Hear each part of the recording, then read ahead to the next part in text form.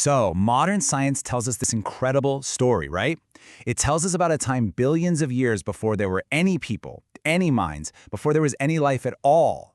But what if I told you that a huge branch of modern philosophy says that thinking about such a time is literally impossible? Just look at this timeline. Science lays it all out for us, so confidently. The universe pops into existence, the Earth gets smashed together from cosmic dust, life somehow gets started, and then, way down the line, we show up.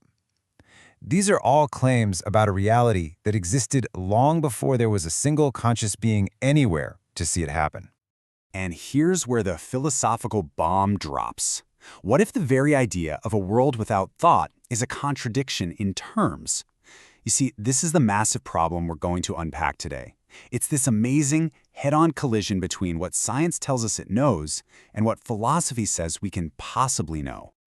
All right, to really get to the bottom of this, we need to get a handle on a couple of key terms that scientists and philosophers use when they're talking about this super deep, pre-human past. So the first big idea is ancestrality. All this means is any reality that existed before us, and not just before humans. I mean, before any life, before any witness. It's the time before anything was ever seen or heard or felt by a mind. It's the world as it was, in total, complete silence, before anything was there to perceive it. Okay, so if no one was there, how does science know about this ancestral past? Well, it's through something called the archaefossil. Now, when you hear fossil, you're probably thinking of a dinosaur bone, right? But this is a much bigger idea. An archaefossil is any physical trace from that time, like a radioactive isotope that lets us date a rock, or even the light from a star that's been traveling for millions of years to get to us. It's the hard, physical evidence of a time before evidence could be witnessed. Okay, now let's switch gears and look at the philosophy that turns this whole idea of the archaefossil into a huge paradox. Why on earth would philosophy have a problem with this? Well, it's because for the last couple hundred years, a lot of very smart people have argued that we are, essentially, trapped inside a kind of locked room. And this locked room has a name: correlationism. Now stick with me, because this is a bit of a mind-bender, but the basic idea is actually pretty straightforward. It says we can never know what the world is like in itself, totally separate from us. Why not? Because the very second we think about it or look at it or even talk about it, it becomes a world for us. We only ever get the relationship, the correlation, between our minds and the world. We can never see the world on its own.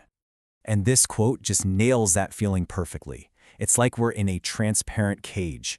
We can see the world out there, we can analyze it, we can talk about it, but we can't ever actually step outside of our own minds or our language to see if the world is really like that, independent of us.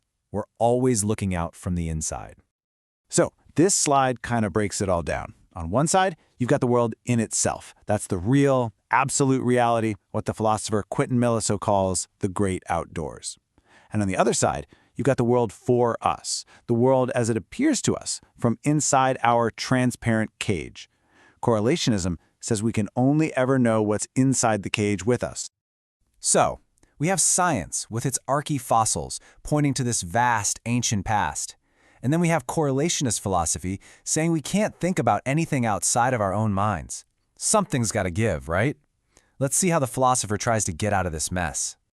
So how does a correlationist deal with a scientist saying the Earth is 4.56 billion years old? Well, they pull a really clever little move. They just add a silent footnote. The Earth formed 4.56 billion years ago for us, meaning based on our current scientific models and how we interpret the data today. You see the trick? The truth of the statement isn't about the past anymore. It's about our present understanding.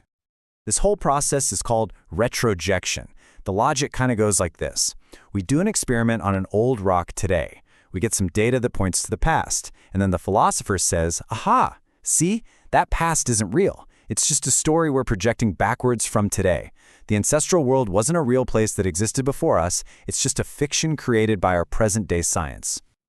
But this is where Meillassoux says, whoa, hold on a second. This is a complete disaster for science. I mean, think about it. The correlationist is saying the scientist's statement is true, but the thing it's talking about, the actual event, couldn't have possibly happened that way.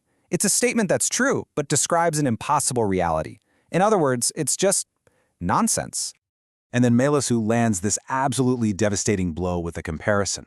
He asks, if the past is just something we're projecting backward from the present, How is that any different logically from a creationist who says God created the Earth 6,000 years ago with old-looking fossils already in the ground, just to test our faith? In both cases, the evidence is real, but it points to a past that we're being told didn't really happen that way.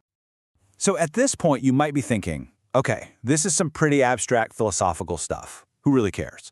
But Meillassoux' whole point is that this debate has massive real-world consequences. This is definitely not just a game. Here's his point.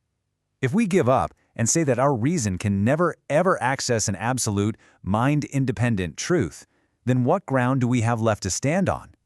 If reason is truly trapped inside that transparent cage, it loses all its power. It becomes toothless.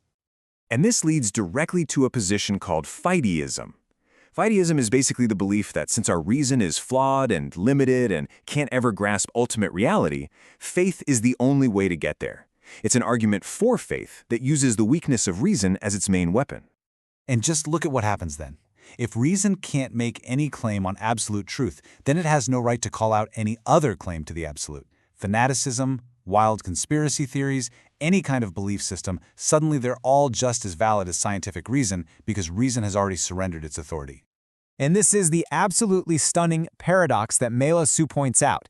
In trying so hard to fight against old, rigid, dogmatic beliefs, modern philosophy has accidentally disarmed itself. It's left us completely vulnerable to new, irrational beliefs. The fight against dogmatism has, ironically, become an argument for fanaticism.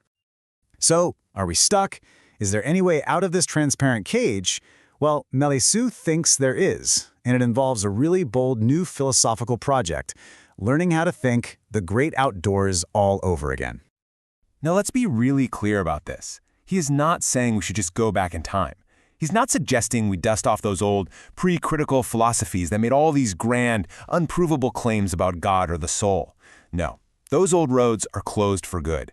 We need to find a new path. And this is the core challenge. This is the big one.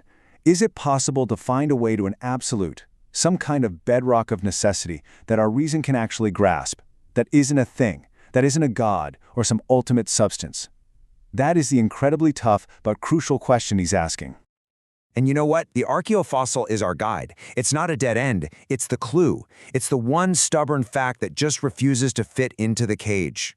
The archaeofossil is like an invitation from reality itself, daring philosophy to figure out how it can possibly exist. And really, that's where we have to leave it.